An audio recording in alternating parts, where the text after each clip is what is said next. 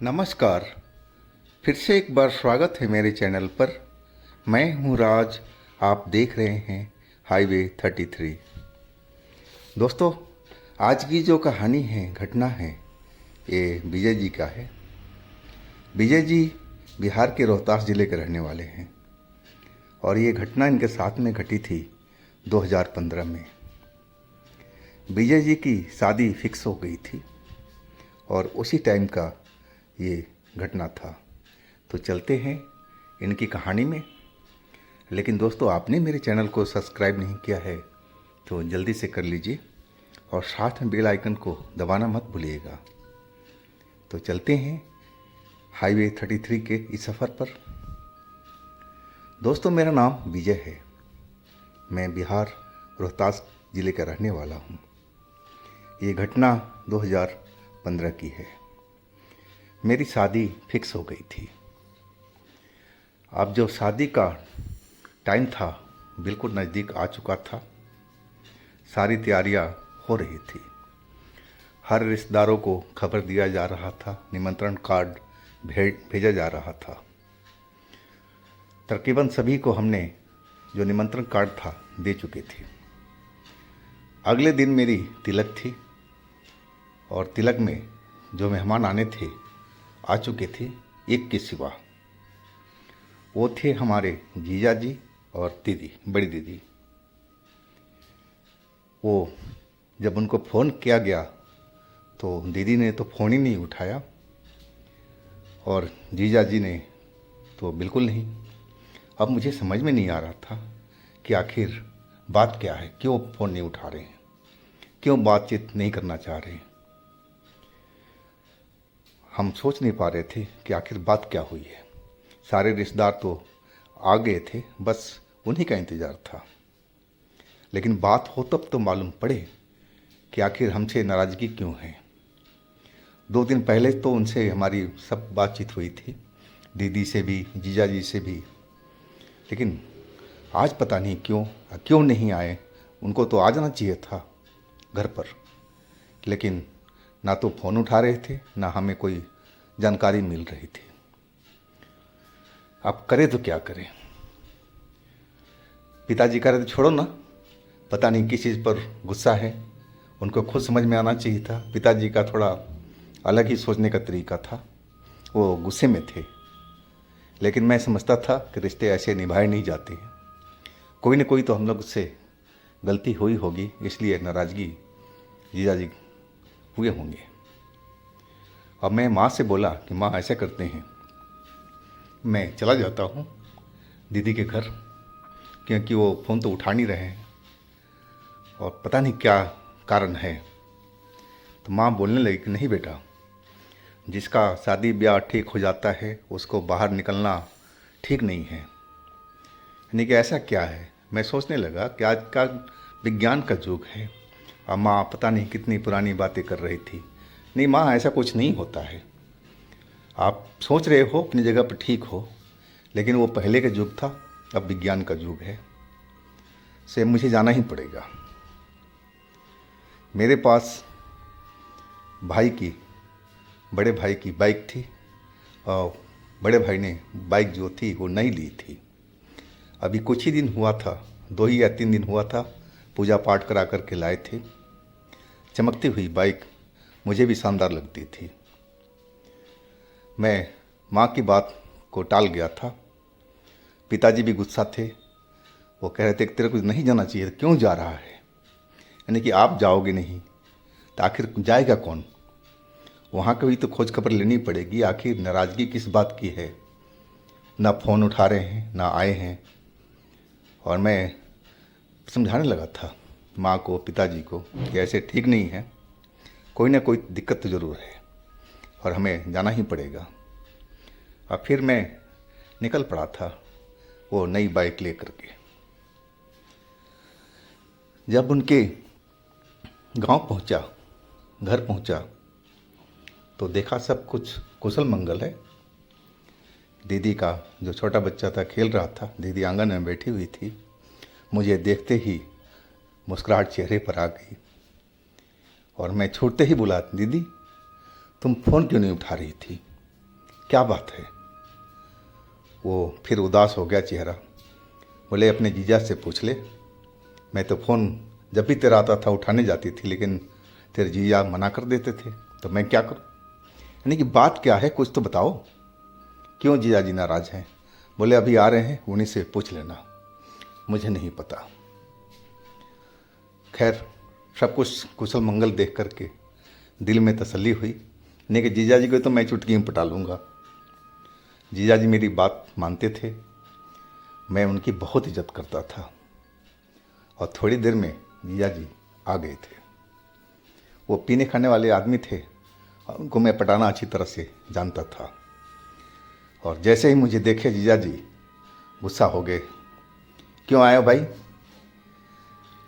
तुम्हें समझना चाहिए कि हम जब फ़ोन नहीं उठा रहे हैं तो हम तुम्हारे घर पर नहीं आएंगे, फिर भी तुम आ गए। वो मुझसे लड़ने लगे थे। लेकिन जीजा जी शांत हो जाओ, बताओ हमारा कसूर क्या है? मेरी कल का तिलक है और दोबारा तो सब कुछ होगा नहीं, एक ही बार होता है। आप मेरे तिलक में नहीं आओगे तो कैसा लगेगा? लोग बाग क्या कहेंगे कि कैसा है कि तेरे जीजा नहीं आए, तेरी दीदी नहीं आई, तो लोग तो हमारी तरफ कैसे देखेंगे? हम जानते नहीं इस चीज़ को। जीजा जी को मैं समझाता रहा, लेकिन जीजा जी आपके लिए सारा इंतज़ाम करके रखा हूँ, और जो बोतल है ना वो बाहर है, इम्पोर्टेड की बोतल है, बाहर विदेशी है। अब मैं उनकी कमज़ोरी समझता था।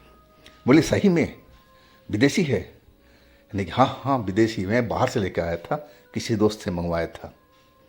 अब जीजा जी की नाराज़गी तो दूर हो गई थी, लेकिन मैं समझना चाहता था कि आखिर नाराज़गी किस बात की थी। लेकिन जीजा जी थे, बोले छोड़ो ना वो सब बात, भूल जाओ। अब ऐसा करो, तुम निकल जाओ और कल मैं सुबह सुबह पहुंच जाऊंगा। अब दीदी बोली कि देखो शाम हो गया है, अंधेरा हो चुका है, अब कहाँ जाओगे? रुको, सुबह ही हम लोग साथ चलेंगे। लेकिन मैं समझता था कि हमारे घर पर इतने रिश्तेदार आए हुए हैं, सबको देखना है। पिताजी माँ क्या क्या कर लेंगे, भाई क्या क्या कर लेगा, मुझे पहुंचना ज़रूरी था। मैं दीदी से बोला कि देखो दीदी जाना पड़ेगा, आप लोग सुबह सुबह ही निकल लेना, इस टाइम तो साधन नहीं मिल पाएगी। मेरे पास तो बाइक है, अब बाइक पर इतने लोग आ नहीं पाएंगे, नहीं तो मैं साथ ही ले चलता। लेकिन आप प्लीज़ आप सुबह में आप लोग आ जाना। जीजा बोले ठीक है, और मैं वहाँ से निकल पड़ा था अपनी बाइक लेकर के। अब अंधेरा तो हो चुका था, लेकिन आसमान में चांद निकला हुआ था और चांद की रोशनी भरपूर नज़र आ रही थी। वैसे तो हमारी बाइक की हेडलाइट की रोशनी ही काफ़ी थी, नई बाइक थी, दूर तक फोकस मार रही थी, तो रास्ता तो ऐसे ही चांदनी हो जाता था। लेकिन फिर भी एक चांदनी रात का मज़ा ही कुछ अलग था। और मैं अपने गांव की तरफ चल पड़ा था। अभी वहाँ से कम मेरा गांव का जो रास्ता था वो करीब 1.5 या 1.25 घंटे का था, और मैं आधा रास्ता से अधिक पार कर लिया था। अब वो जो रोड थी, मेन रोड पर मैं चल रहा था, वो रोड थी वो भी एकदम सुनसान हो चुकी थी। कभी कभी इक्का दुक्का कोई वाहन गुजर जाता था, नहीं तो बिल्कुल सुनसान पड़ा हुआ था रोड। हर तरफ से मुझे ऐसा ही लग रहा था, बस खेत ही खेत दिखाई पड़ रहे थे रोड से, और मैं अपना बाइक को दौड़ाता हुआ चल रहा था। करीब आधे घंटे के में जब मेरा गांव का सफ़र रह गया था, आधे घंटे का बाइक से इतना ही सफ़र रह गया था, और वहाँ पे एक टेढ़ी पुलिया थी, और उसी पुलिया के पास में मेरा मोबाइल फ़ोन बज गया। अब मुझे बाइक रोकना पड़ा कि आखिर किसका फ़ोन है। मुझे तो ऐसे अंदाज़ा था कि मेरे माँ का ही फ़ोन होगा, घर से किसी न किसी का होगा, और मेरा अंदाज़ा सही निकला, वो माँ का ही फ़ोन था। माँ बोली तूने बताया नहीं बेटा क्या हुआ और कहाँ पर हो तुम? यानी कि माँ जीजा जी को मैं मना लिया हूँ और वो सुबह में आ जाएंगे, और मैं रास्ते में हूँ, टेढ़ी पुलिया पर और आधे घंटे के अंदर मैं घर पहुंच जाऊंगा। माँ डांटने लगी कि इतनी रात हो गई है तो तू वहीं रुक जाता, तेरे को रात में चलने का क्या मतलब था। वो मुझे सुनाने लगी थी अच्छी अच्छी। मैं माँ से बोला कि माँ मैं तो पहुंच गया हूँ, बस आधे घंटे पे घर में होऊंगा। तभी मेरे मामा का लड़का, वो उसकी आवाज़ मुझे सुनाई पड़ने लगी। उसका नाम था संतोष। वो मेरी माँ से बोला, आंटी मुझे फ़ोन दो, भैया से बात करनी है। और उसकी अगली आवाज़ उसी की थी, संतोष की। बोला, भाई हमें बुला करके तुम पता नहीं कहाँ कहाँ घूम रहे हो, हम तो तुम्हारे घर पर तुम्हारा इंतज़ार कर रहे थे। यानी कि हाँ भाई संतोष, किसी काम से आया था सिस्टर के घर पर और मैं पहुंचने वाला हूं, रास्ते में हूं, आधा घंटा लगेगा, मैं टेढ़ी पुलिया पर हूं। अब फिर मैं फ़ोन बंद कर दिया कि मैं चलो निकल रहा हूं, देर हो रहा है। फ़ोन बंद करके जेब में रख लिया और मैं सोचा कि चलो जब बाइक रोक ही दिया है, थोड़ा बाथरूम वगैरह मैं कर लेता हूँ, फ्रेश हो जाता हूँ, अब फिर चलेंगे। और जैसे ही मैं अपनी बाइक को स्टैंड पर, हाफ स्टैंड पर लगाया था और चलने की हुआ था, और तभी मुझे सामने से कोई चीज़ बहुत तेज़ी से आती हुई दिखाई पड़ी। देखने में तो कार जैसी लग रही थी, लेकिन उसका हेड लाइट वगैरह कोई भी नहीं जल रहा था और वो मेरी तरफ लहराती हुई चलती आ रही थी, और वो भी बहुत स्पीड में। अब तो जो मैं बाइक के पास खड़ा था वहीं खड़ा रह गया था कि ये क्या चीज़ है, ना लाइट जल रहा है ना आवाज़ आ रही है, अब बिल्कुल तेज़ी से आ रही है रोड पर हमारे साइड में। और जब बिल्कुल पास आया तो मैं देखा कि वो कार ही थी और वो तो सीधा हमको हमारी तरफ में, हमारे साइड में आ रही थी, जैसे हमको टक्कर मार देगी, ठोक देगी। और जब बिल्कुल मैं हाथ रोकता रह गया, भाई रोक रोक रोक रोको रोको, तुम कहाँ आ रहे हो, क्या मुझे ठोक दोगे। और तब तक तो देर हो चुकी थी, वो तो कार सीधा हमारे ऊपर में चढ़ गई थी। और हम तो डर के मारे आंख बंद हो गया और ज़मीन पर हम गिर गए। अब तो समझ गए कि हमारा काम तो हो गया, हमारी शादी भी हो गई और सब कुछ हो गया। अब तो हम बचेंगे ही नहीं, अगर बच भी गए तो लूल्हा लंगड़ा तो ज़रूर हो गए होंगे। अब तो हमारी शादी ख़त्म ही समझो। मन में बहुत तकलीफ़ हुई थी। मैं रोड पर गिरा हुआ था और लेकिन मेरा शरीर तो बिल्कुल सही सा लग रहा था, किसी अंग में मुझे कोई दर्द, कोई ऐसा चीज़ महसूस नहीं हो रहा था। अब मैं अपनी आँख खोला तो मैं देखा मेरी बाइक तो वहीं खड़ी है जहाँ मैंने खड़ी की हूँ, और उसी के पास में मैं नीचे गिरा हुआ था।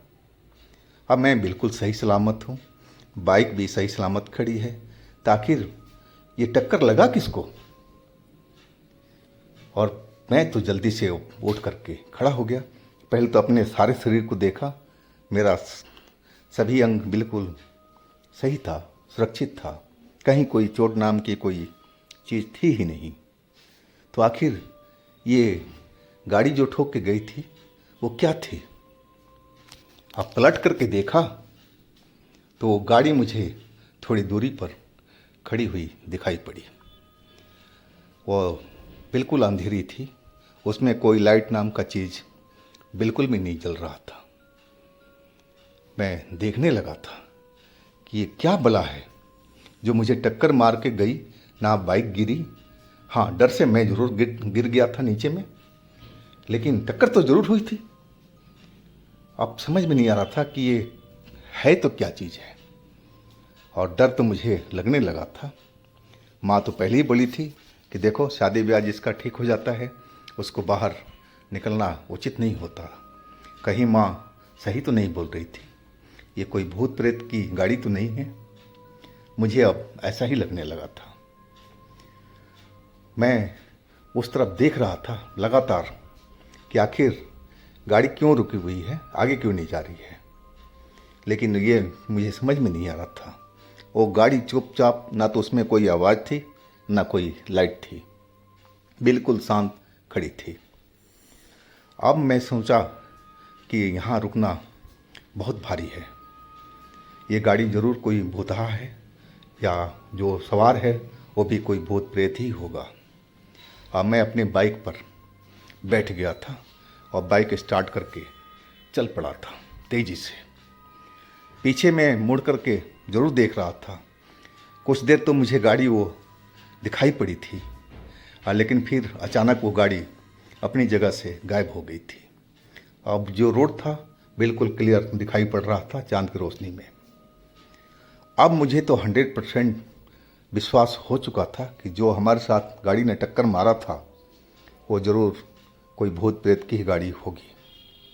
अब पसीने तो निकलने लगे थे मुझे डर के मारे, और मैं जल्दी से जल्द अपना घर पहुंचना चाहता था। मैं बाइक चलाता हुआ और अपना घर की तरफ चल पड़ा था। जैसे जैसे घर नज़दीक आ रहा था अब मैं थोड़ा डर कम होते जा रहा था, लेकिन डर तो अंदर बैठा हुआ था। वो सब चीज़ देखने के बाद में डर किसको नहीं लगेगा।